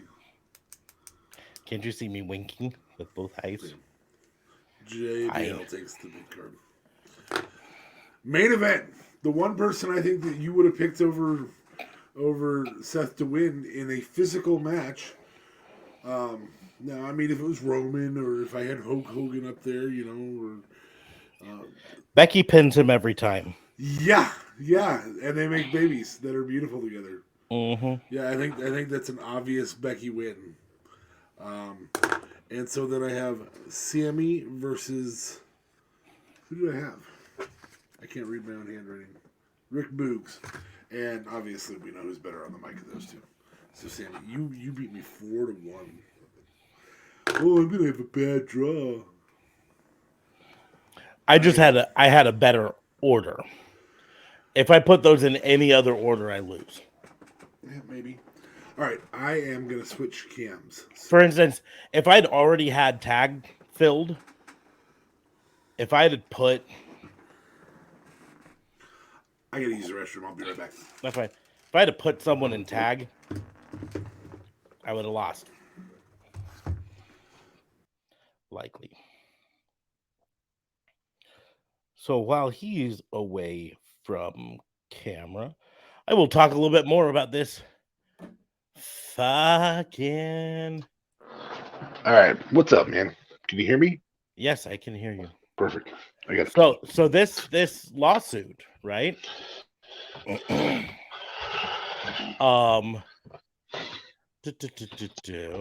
However, despite plaintiffs' complaints, defendants refused to take any immediate and/or appropriate corrective action in response. By way of example, on or about March 29th, 2022, in the days leading up to WrestleMania 38, one of the plaintiff's fellow WWE writers asked Supervisor Callahan if he and the other writers could each help themselves to a WrestleMania chair at the end of the event. Pepperman informed the writers' room that, yeah, but you have to wait till after the show to take it. Another senior WWE writer, Hyatt, said, yeah, you can't take it during the show. Yet another senior WWE writer, Michael Kirschenbaum, added that people had been allowed to take WrestleMania-branded chairs at the previous year's WrestleMania. Pepperman told a story about an employee checking a WrestleMania-branded chair at the airport and mentioned that employees can ask WWE's production team to ship the WrestleMania-branded chairs home for them. These stories all evidence WWE's established WrestleMania memorabilia custom and or policy. At no point did WWE lead writers who were present during the extensive discussion instruct plaintiff or her coworkers that they were not entitled to remove limited edition event-specific items, including WrestleMania-branded chairs, from the venue at the end of WrestleMania 8. On or about April 2nd and 3rd, 2022, WWE held WrestleMania 38. Upon information and belief, on or about April 2nd, 2022, one Caucasian male WWE writer and one black male WWE writer removed WrestleMania-branded chairs after the event. One of the Caucasian male writers took the WrestleMania-branded chair into the writer's room in plain sight of defendant, the WWE lead writers, WWE Vice President, Mr. Ed Koski, and WWE Senior Vice President, Mr. Pritchard. It is clear that WWE's actions were discriminatory given defendants did not reprimand either of those writers for taking the WrestleMania 38 branded chairs. Upon information and belief, defendant had several opportunities that evening to reprimand the employees for having taken WrestleMania branded chairs and or to prevent employees from taking WrestleMania branded chairs. However, at no point did defendants reprimand the male WWE writers for removing the WrestleMania branded chairs. In addition, another Caucasian WWE writer assistant, Mr. Lucas Goldman, left the writer's room to try and take a WrestleMania branded chair. Callahan and Mr. Koski were informed that Mr. Goldman left the room to retrieve a WrestleMania branded chair. When Mr. Goldman returned to the writer's room without a WrestleMania branded chair, Callahan and Mr. Koski playfully teased him, saying, "Better luck next time. Guess you have to settle for a paycheck." Further, at the end of the night, WWE senior vice president and senior vice president left the venue with plaintiff and her team, including those male employees who were in possession of WrestleMania 38 branded chairs from that evening's event. However, the defendants did not reprimand the Caucasian male WWE writers for taking the WrestleMania branded chairs. Further, WWE lead writers witnessed one of plaintiff's white male Caucasian coworkers load the WrestleMania branded chairs into a car. Callahan proceeded to enter the vehicle containing the WrestleMania 38 branded chair. Despite numerous opportunities to do so, defendants did not reprimand or otherwise discipline any of the male, white, Caucasian WWE writers about taking the WrestleMania 38 branded chairs after the event. On or about April 3rd, at the end of the event, plaintiff and a coworker each took a WrestleMania 38 branded chair, showed their badges to security, were allowed backstage while carrying the WrestleMania branded chairs. Plaintiff and her male Caucasian coworkers took the WrestleMania branded chairs to the writer's room, where WWE lead writers and senior vice president were present. Plaintiff placed her WrestleMania branded chair directly next to the teller and openly discussed having taken the WrestleMania 38 branded chair. On or around the early hours of the next morning, plaintiff's supervisor emailed the writing team instructing people to return the WrestleMania 38 branded chairs, demanding why they thought taking WrestleMania branded chairs was a wise choice. On or about April 7th, in retaliation for engaging in protected conduct, defendants unlawfully and pretextually terminated plaintiff's employment.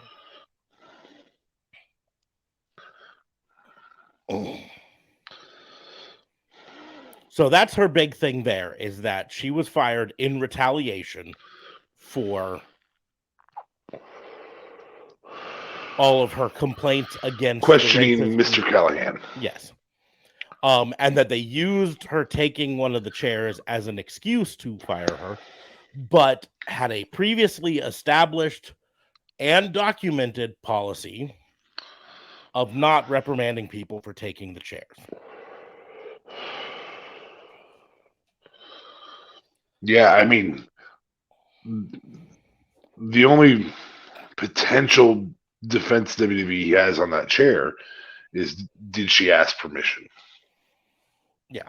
Did she specifically? However, again, pointing out that prior there were to others the event, that did not. Well, and prior to the event, while she was in the room, someone asked if they could take a chair and was responded to in the presence of Callahan, was responded to, yeah, but you have to wait till after the show to take it. Kind of a, yeah, you guys all can take them, but you got to wait until after the show.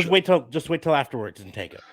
And by not raising a argument at that point, that establishes a custom policy. Yeah, poor performance. That's where you go if you're going to terminate somebody. 100% of the time, you can't. Barring her storylines getting taken most of the time, you can always defend poor performance. Well, you can, except number one, this is in New York is where this is filed, right? And I do know that in the cases of unemployment, poor performance is not necessarily considered a fireable offense. Correct. Yeah, I mean, she could collect unemployment. No, I'm saying from a legal standpoint, it's not considered a fireable offense. If the person can argue that they were doing to the best of their abilities, firing someone for poor performance is not considered for lack of offense. Yeah, with lack of training and everything. Yeah, that makes sense. Because they say it is your responsibility to vet the employees. New York is definitely a union state, not a right to work state. Yep. People specifically named in this are Chris Dunn, Ryan Callahan, Jennifer Pepperman, Christine Lubrano, Mike Heller, Vince McMahon, Stephanie McMahon, and World Wrestling Entertainment Incorporated. So not Trips. Not Trips. No Paul Levesque. Yep, he's not on there. Now, also keeping in mind that the time period that this is mostly referencing is when Trips was in NXT mostly. When he was NXT, and then when he had stepped away. So, my thought process, I mean, if she's solely pursuing, now that doesn't mean she won't be awarded more, but if she's solely pursuing lost wages and potential lost future wages from losing the job, she's got this hands down. Yep. And she'll get punitive damages. Yeah. She'll get punitive damages, but she can't pursue the punitive damages. That will look like it's a money grab. Also important that regardless of what claiming poor performance, her lawsuit is based off discriminatory treatment, harassment, and a hostile work environment, which countermand poor work performance. Because you can argue how am I expected to perform well when I'm being true. And she has documented. You don't put that stuff on paper, man. Like, number one, you don't say it. You just don't say it. But then to say it in a text message or something of that sort, like that's a cultural issue in WWE. And the first move is to remove Mr. Callahan from duties. That should be their very first move. So the relief, plaintiff brings the court enter the judgment in her favor and against the defendants, containing the following relief: a declaratory judgment that the actions, conduct, and practices herein violate the laws of the state of New York and the city of New York. Right. An injunction and order permanently restraining defendants from engaging in such unlawful conduct. So she wants them to admit that they broke the law and acted discriminatory. She wants a judgment that says they won't ever do it again, right? Yeah. An award of damages in an amount to be determined at trial, but in any event in excess of the jurisdictional limit of any other court which might otherwise have jurisdiction over this matter, plus prejudgment interest to compensate plaintiff for all monetary and or economic damages, including but not limited to the loss of past and future income, wages, compensation, seniority, and other benefits of employment. Very fair. Yes. Hey, if you or any other jurisdiction of this decides that they would like to do punitive damages, I will accept punitive damages. Yes. But other than that, I just want my compensation and them to stop being douchebags. Yes. An award of damages and an amount to be determined at trial, but in any event in excess of the jurisdictional limit of any other courts. Blah, blah, blah. Compensation for severe mental anguish and emotional distress, humiliation, embarrassment, stress and anxiety, loss of self-esteem, self-confidence, personal dignity, emotional pain, and suffering from other physical and mental injuries. That you could argue against, but that's basically saying that she wants a little bit of extra for her the pain in the ass that this is. Yeah. An award of damages for any and all other monetary and non-monetary losses suffered by the plaintiff, which could be like if she had to relocate for some reason and then she got fired, right? Correct. Award of the costs plaintiffs have incurred in this action, as well as plaintiffs' reasonable attorney fees. Pay my attorney. And such other and further relief that the court might deem just and proper. That's punitive damages. And I'm trying to I'm not seeing it here, but I thought one of the things that she wanted was her job back, right? Like, I want my job back, you know? So, This will be anyways, an out of court settlement, but should yeah. result in Ryan Callahan being fired. Yeah. If he's still there, and I'm not sure if he is, or if he is censored, but there are people that are 100% definitely still there. Well, and she does not allege. Obviously, Vince and Stephanie were in control of the culture, Mm-hmm. and for that reason, that's the reason their names are in this. But she does not allege them actually making any of these remarks, or She doesn't allege them making any of them, but she alleges that they were part of the text message, the Slack aware of channel, them, and therefore aware of the stuff that was happening, and and did Yeah, I mean, nothing to stop it. all Homeboy had to do was not say, "Oh, okay, Miss Know It All writer." You know, all he had to do was be like, "Yeah, you know, it might be, but we are cutting edge. We controversy sells." If he says controversy sells, then it comes down to, okay, what decision, and they made the right ones. What decisions do we make as a team? And they did make the right decisions. They didn't pursue Shane Thorne as a They did, human however, hunter. force Apollo Crews to be a Nigerian prince. Yeah, that was horrible. It was the worst storyline. Ryan Callahan is currently. We actually talked about it numerous times on our podcast that we thought it was just the worst storyline. Yep. Ryan Callahan is currently still listed on his LinkedIn as vice president of Friday Night SmackDown. That he has been that since February of 2023. So just a couple months ago, he got promoted to vice president.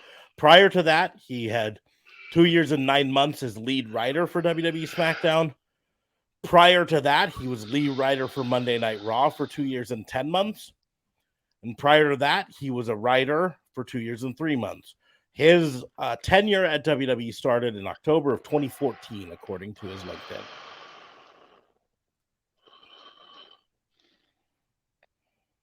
So, in what world does that even cross your mind? The storylines, any of those? Yeah, any of those three. Like the Nigerian prince thing was so horrible. It was bad. And here's the deal: is kind of like you said, is if he responds in a different way, more specifically, if he responds with a "haha, you know, you're right," that's probably in poor taste. Then the problem's done, right? Yeah. As long as he doesn't continue to do it, right? Because I mean he has a reasonable defense of yeah, you're right. It was a different time when I started in this industry. Mm-hmm. You know, that's a reason, but to go after somebody because they're trying to protect you in a current world culture. That's a little that's frankly sensitive to all of these subjects. Yeah, I mean, that being it's said, not even something you try. I don't think so-and-so was behind the 9/11 attacks. Even in 2014 was a good pitch. No. Right? Ooh, oops, yeah, I guess you're right. Yeah, that is horrible. Mm-hmm. I don't think when they actually did it in 2005, and it wasn't there behind the 9/11 attacks, but a Islamic sympathizer, an Islamist sympathizer, a radical Islam sympathizer, and I can't remember what the guy's name was, but it ruined his career when they actually did it. And that was, where was that? Just before 9/11. You know who I'm talking about? Was that Muhammad Hassan? Yes. It must have been after, but it was when a time when I wasn't actively watching. They did the the London bombings happened as they were preparing for that run, and it just destroyed his career. It's just not it's not in good taste. He debuted on Raw in 2004, and in 2005.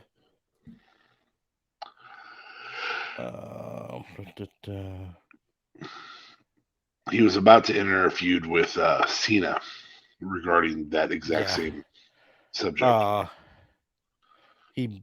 Let's see. Hassan began to pray on the ramp, summoning 5 masked men dressed in black shirts, ski masks, and camo pants, armed with clubs and piano wire. They beat and choked Undertaker out. Hassan put him in the camel clutch. Afterwards, the masked men lifted Daivari up above their heads and carried him away. 3 days later, the London bombings took place. Yep. And again, that was an unfortunate circumstance, but it was also distasteful. Distasteful, but also 18 years ago there instead of 2 or 3 years ago.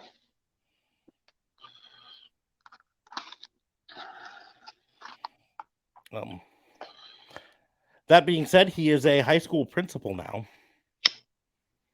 Principal of Fulton Junior High School in Fulton, New York. Well, I'm glad Muhammad Hassan moved on to better things. I also don't think he was of Middle Eastern descent, if I remember right. I think he might have been. His real birth name was Mark Julian Copani. Was he Italian? Yep, to a family of Italian descent. You look like a blah blah. It's just the worst. It's so bad. WWE is just terrible about it. You look like a Asian guy. Maybe you should be a ninja. Fuck. They're just terrible with their racial appropriation. Just horrible with it.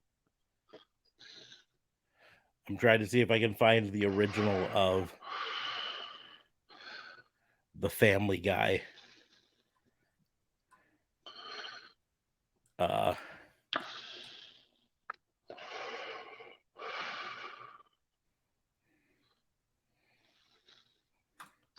Where they take a Latino and make him something. I think this is the way it appeared on Family Guy.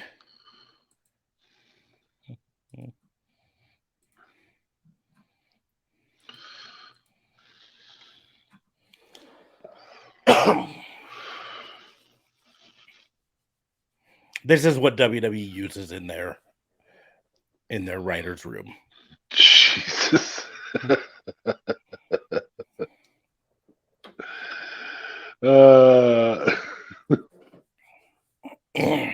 It's so horrible. It is. But I mean, they seriously took an Italian guy, olive skin. I sort of understand. We're like, oh, well, you have some facial features that could maybe, with our American audience who doesn't really know any better, be misconstrued this way. Let's make you that.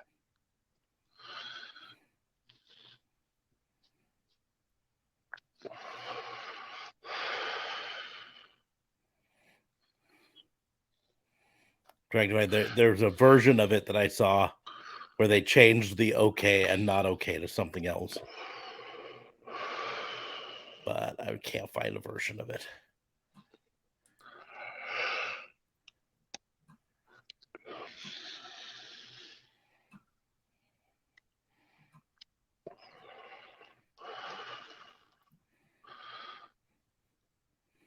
It does seem like every 5 or 6 years there has to be some type of racially motivated storyline that they use. And if you think in the last 3 years, let's just go pre-COVID to now.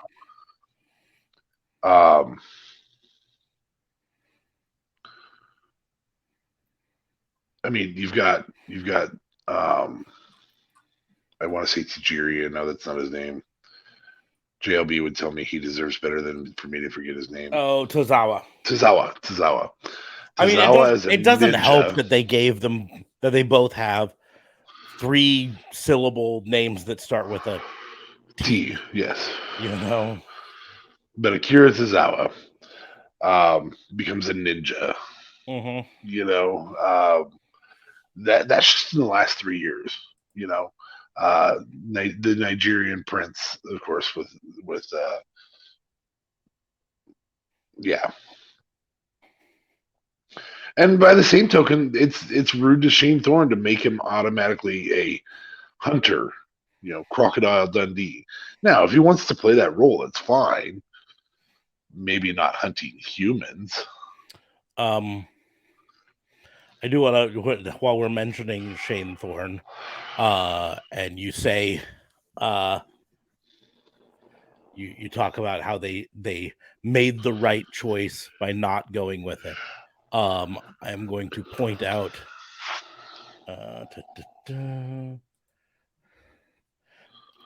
Did they go with a hunter gimmick after? picture. And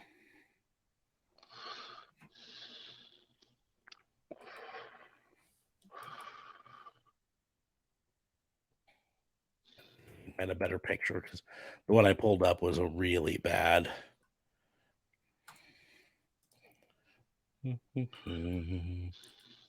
Now this is slightly better resolution.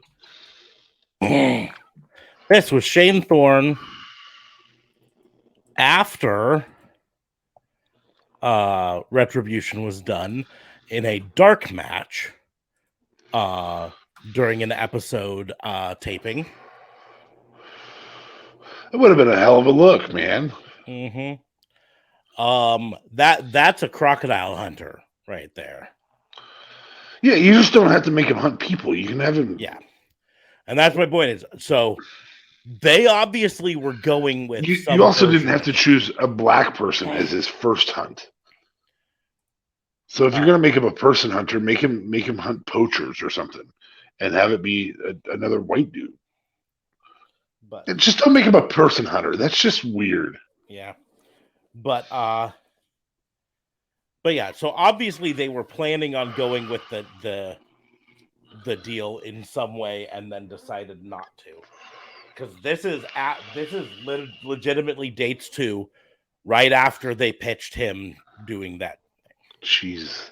So, I wanted to point out to people, Pro Wrestling Crate, beautiful orange Taz, Path of Rage, human suplex machine. It looks kind of like the Buccaneers logo. Love this shirt. And I am now the proud owner of a Repo Man autograph. There are people who are jealous.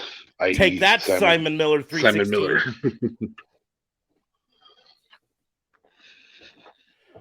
I may not have ever met Repo Man, or I may not have a super popular YouTube series, or. Well, I mean, don't sell yourself short yet, bud. I mean, I don't. You know. You might get rid of that co-host of yours, and then you'll have a decent show at some point. I got to keep the co-host for at least a little bit longer, because I promised Matt Kuhn that if he takes me on his podcast, that I would get him at least 2 more listeners. And so I need the co-host to do that. Anywho's. I can shut those headphones down now. Shut them down, shut them down. Well, we've gone 2 hours tonight. Did you need to open any more packs before we get done? No, we can save those for another time. Save them for another time.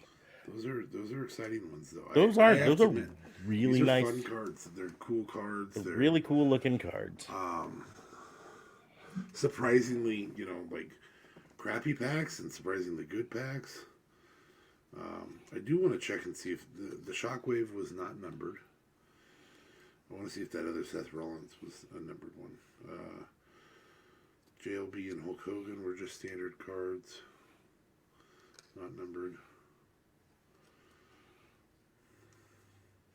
Nash Carter was a Revolution in blue. That is a numbered card, blue card, 10 out of 49. And then the Supernova Seth Rollins, I want to see if that was a numbered card. That is not a numbered card. So it looks like the blues are the ones that are numbered. But I really like that Seth Rollins and Supernova card. So just so you know, Walmart.com, which here I hate that Walmart decided that hey, on top of being the leading place to shop in person, let's also try to also compete with Amazon, and let's do a marketplace just like Amazon does, right? It's my biggest complaint, biggest argument on Amazon that I hate is that you go to Amazon and you find something, you're like, oh, I want to buy it, and then you realize it's not sold by Amazon, it's not shipped by Amazon, it's sold and shipped by some fucker in Tallahassee, Florida, or some shit like that. And you never know how long it's going to take to come because it's not prime shipping or whatever. Right? When I go to the Walmart app, I want to get stuff that I can buy at the store. Well, Walmart has the Panini Revolution 2022s on there, but it ships from Burning Tree Gaming. And I'm going to point out they have them $20 more expensive than Amazon.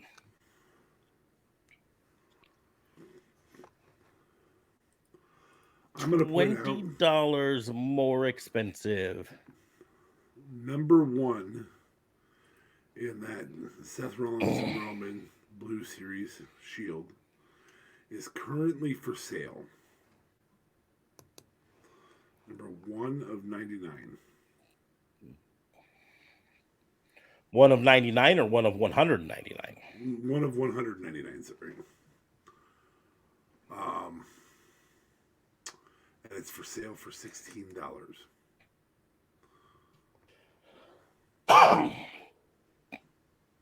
Give me 1 second because I'm pulling up Revolution's checklist to see what all.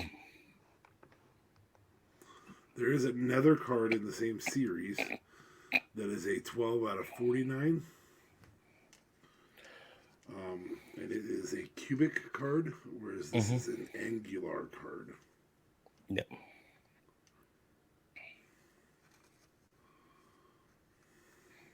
So, according to Beckett.com, which Beckett's a big thing on card collecting and everything, approach is a little different with this. Cards emphasizing big design and foil patterns over chromium rainbows. It's a release that has fewer autographs than traditional hits. They're on the checklist, just not necessarily in every box. Like Prism, the base set is a mix of current superstars and ones from the past. SmackDown, Raw, and NXT are all in the mix. Tag teams and legends get a subset treatment as well. Cards are all done on foil stock and come with bold designs and background patterns. While most modern releases use colors to differentiate parallels, Revolution looks to the card's foil. Parallels, which combine to land approximately 1 per hobby box. So you got your 1 parallel there. Change things up with the background patterns. Names include cubic and lava. So your cubic one is definitely parallel. Some, but not all, have serial numbers. But just because a parallel isn't numbered doesn't mean that it's not rare. Galactic versions are one such example. These represent some of the toughest cards in the product. I have a fractal. That's pretty cool, and that is not numbered. That's the Mansoor. There are liftoff cards, which are die cut. Autographs are more of a chase in Revolution. Similar to other parts of the checklist, there are several parallels that draw from a style of foil board in the background. These include Sunburst, which there's out of 99, Lava, which is out of 10, and Collidio, which is out of 1 of 1.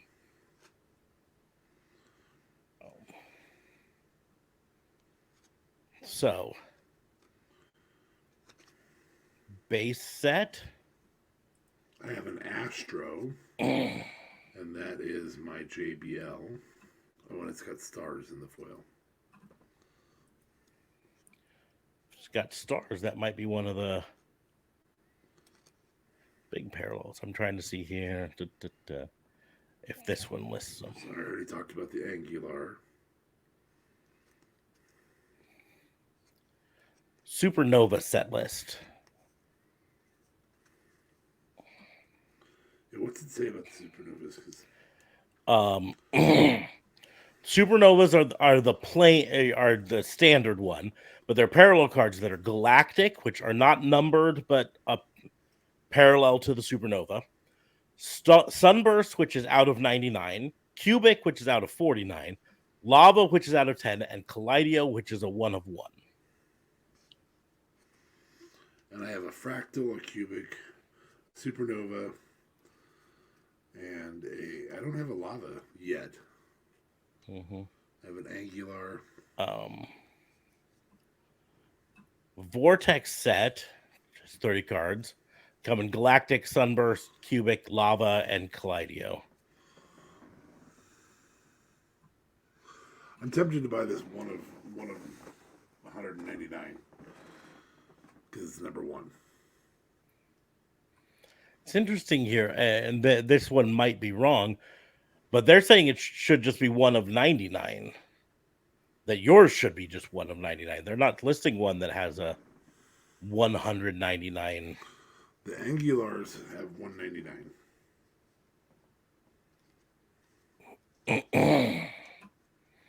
It's interesting because this does not list one of those that has Angular.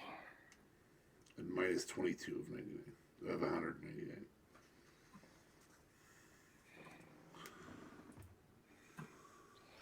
I'm checking a bunch of different. And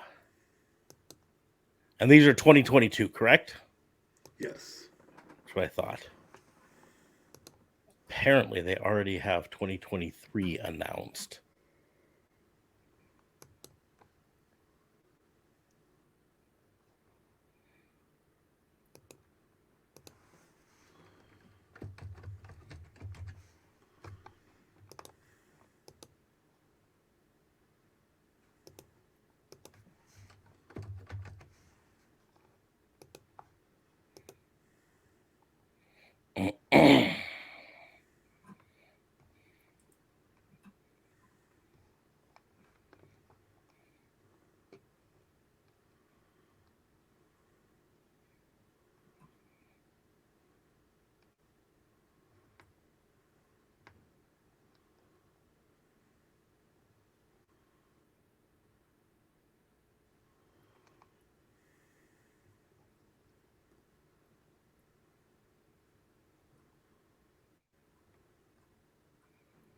Interesting. Anyway, I just think it's funny that Walmart has it for $20 more expensive.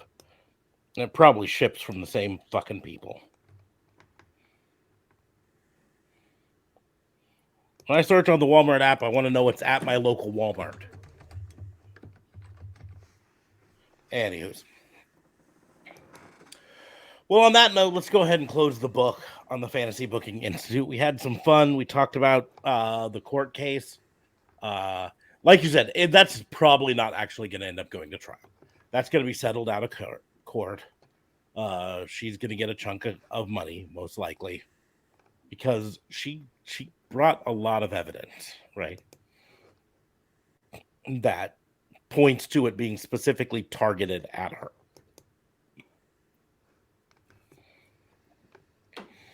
Yeah. But on that note, I'm going to close the book. Make sure to like, share, and subscribe. Click that subscribe button on Twitch If you've got Amazon Prime, you can use that to subscribe for free, or it's just $5 a month. Subscribe. That helps us out greatly. What also helps us out is bits, which are super cheap, or tips, which are however much you want to tip us, or buying merch like the shirt that's right up there behind him, right up there. It doesn't have autographs on it when you buy it. You have to get those yourselves. But there's all sorts of other shirts you can buy on there. So that's a great way to support us. You can also support us by following us on the social media. You can follow me at Raw and Order WBU, just like it says right there. It's on Twitch and Twitter and TikTok and YouTube and I don't know, Clapper. I don't know. I'll get on one of these other apps in a little bit. I got to find something to replace Twitter. Twitter's turned into a cesspool. And it's always been a cesspool, but now it's a worse cesspool. But you can also follow DA Fabe at DA Vincent Kayfabe on that cesspool. Yep, on that cesspool. Wonderful cesspool.